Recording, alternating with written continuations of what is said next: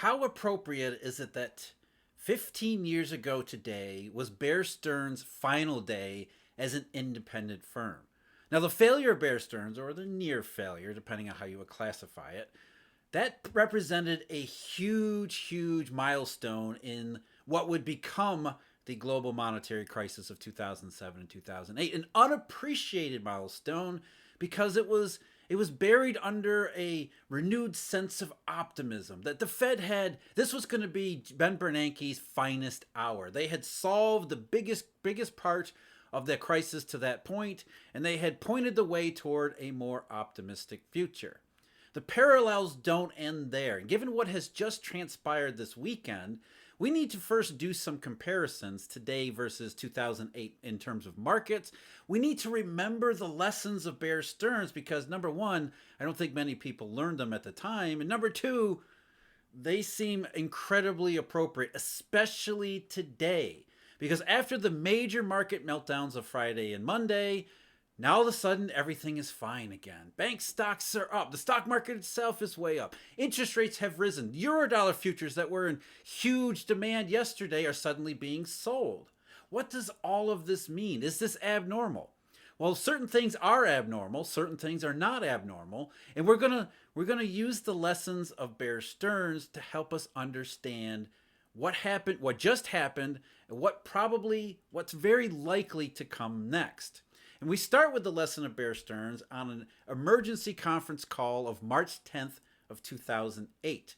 Because Bear Stearns didn't just come out of nowhere. There were several things going on beforehand, including the failure or near failure at that point of large hedge funds like Carlyle and hedge funds and other types of investment companies, which were having all sorts of enormous funding difficulties. And on March 10th conference call, Open Market Manager Bill Dudley, who's a recurring character, a villain really, in all of our 2008 recollections and stories, said, to address these funding issues, the Federal Reserve has responded by increasing the size of the TAF program and by implementing a large-term single-tranche repo program. Boy, it sounds familiar. Together, these two programs likely accumulate to total outstandings of about $200 billion. In addition, as the chairman mentioned, the ECB and SNB today have requested to increase their foreign exchange swap draws and restart their term funding auctions. But there are limits to what these programs can do. The TAF provides liquidity only to depository institutions. This liquidity is not necessarily passed on readily to primary dealers and other financial institutions. In other words, the Fed has a number of tools in its toolkit, but they don't always solve the problem. In fact, the problem is that there are times when what's supposed to happen doesn't happen. The Fed can open up its various windows. It can create TAF auctions, and maybe some banks will bid at the Fed's TAF auctions. But if those banks don't redistribute the liquidity, it's not liquidity. It's just academic. And in fact, even though Bill Dudley on this March 10th emergency conference call told the assembled FOMC members, we've got all these tools, guess what they did? Just like this prior weekend, the Fed came up with another 4-letter program, another tool in the toolkit when there's already so many tools in it to begin with, something called the Term Securities Lending Facility. That was implemented on March 11th, 2008. Carlyle, Bear Stearns failed March 14th. And March 17th was the announcement. And then optimism.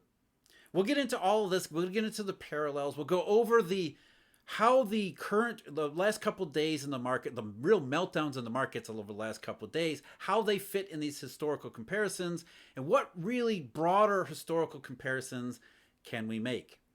But first, I'm Jeff. This is Eurodollar University. Thank you for joining me. As always, if you're interested, we've got Eurodollar University memberships available where we go into not just the history, but also the details, the background. We pull apart all of these monetary things, financial indications, what they all mean in a global context, because this is a global money, virtual money that really doesn't have much of a place for the Federal Reserve. So on one hand, we understand their plight, even if we don't condone their behavior or dereliction of duty. And I also have research subscriptions. available there where a daily briefing, where yesterday I put out a special edition market meltdown, going through all of the various meltdowns in these markets and curves and what they likely mean.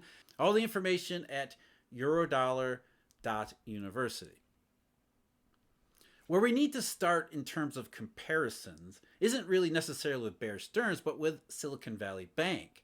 I'm not saying Silicon Valley Bank or Signature Bank are Bear Stearns, is that the parallels are in more broader general terms, including the fact that the Federal Reserve, who prior to last week said, we've got all the tools we possibly could need.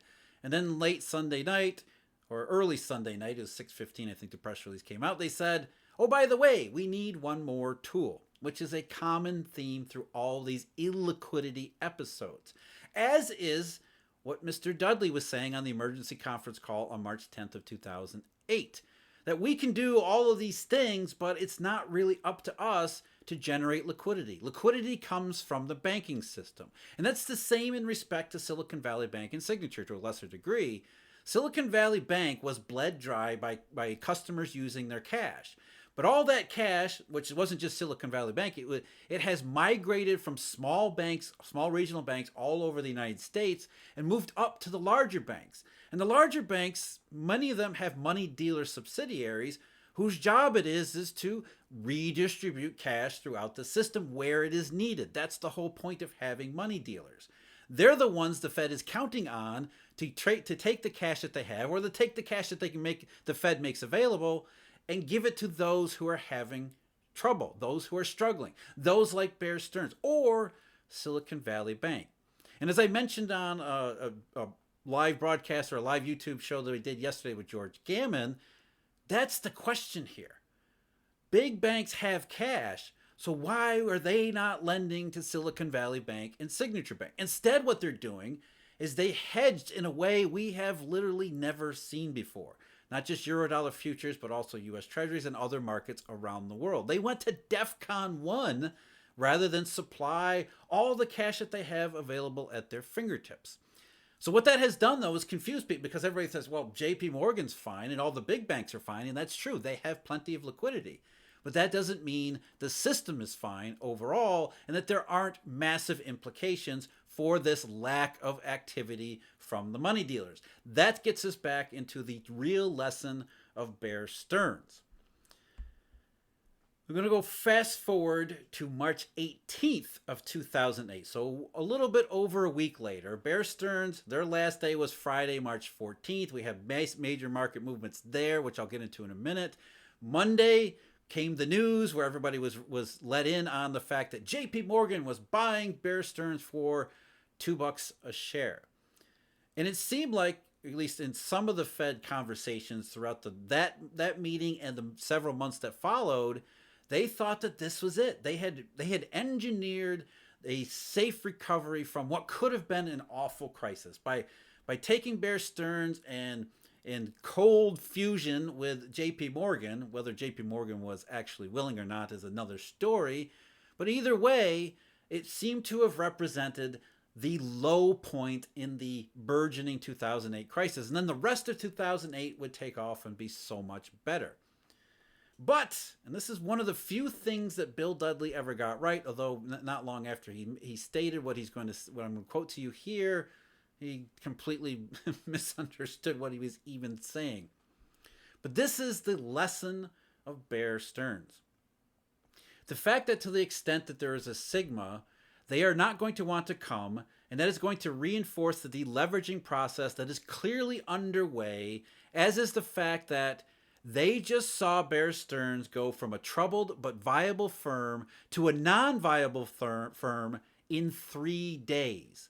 The lesson from that for a lot of firms is going to be, oh, I need more liquidity. I need to be less leveraged. And that lesson from what happened to Bear Stearns is not going to go away. He's speaking about money dealers, but also the banking system at large. The banking system at large looked at Bear Stearns' failure very different from how the Fed was telling the public to look at it. The Fed said this is a success, whereas everybody on Wall Street, every large bank, and every small bank around the world said, holy crap, this just got real. We really can experience failure here.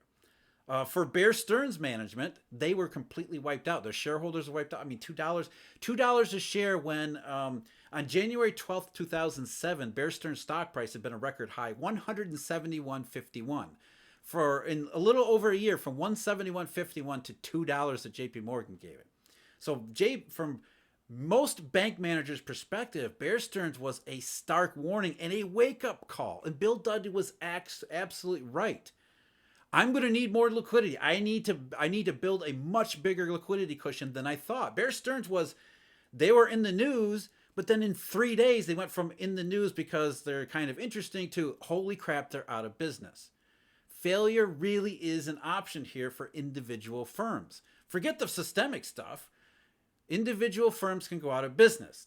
So we look at Bear Stearns or Silicon Valley Bank and we say, we need a bigger liquidity cushion. We need to build up because the market isn't going to supply it. We don't have a dependable backstop. There's the stuff the Federal Reserve does, but that doesn't seem to have any effect, does it? They keep coming up with new tools all the time, which even tells you this isn't going to work. So the lesson of Bear Stearns is don't trust the Fed, don't trust the markets, build up your liquidity, deleverage the hell out of your book as much as you possibly can, batten down the hatches, which is exactly what followed.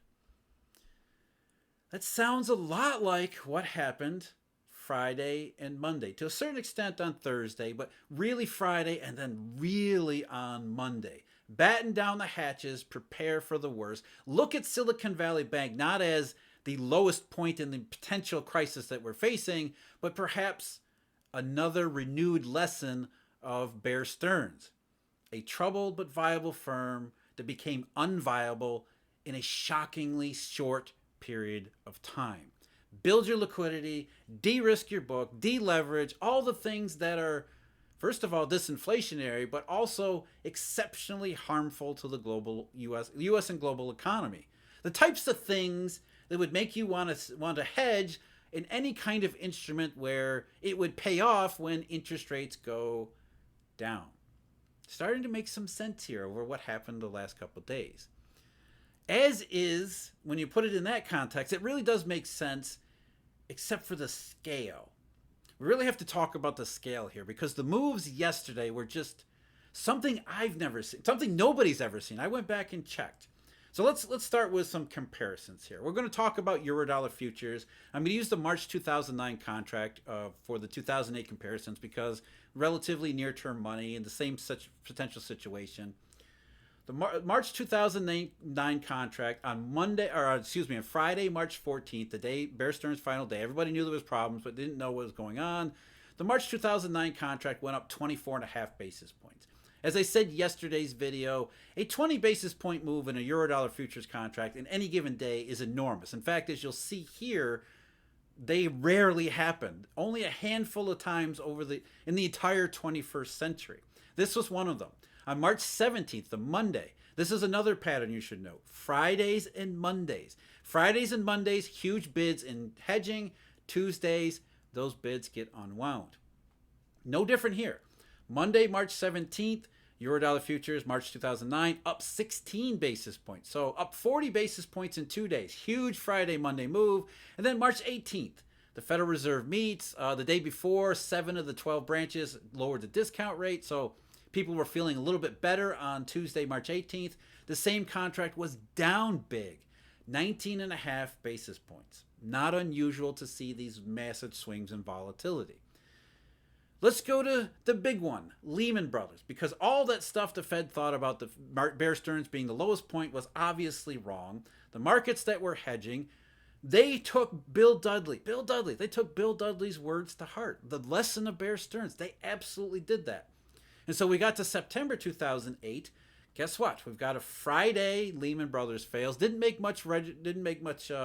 Not much going on in Eurodollar futures that Friday because nobody really knew what was happening. Monday, though, September 15th, the March 2009 Eurodollar contract up 45.5 basis points. Absolutely incredible surge. But then Tuesday, September 16th, that same contract was down 19.5 basis points because everything seemed a little bit better, at least according to Eurodollar futures, although we do have to consider how LIBOR was spiking at that time too.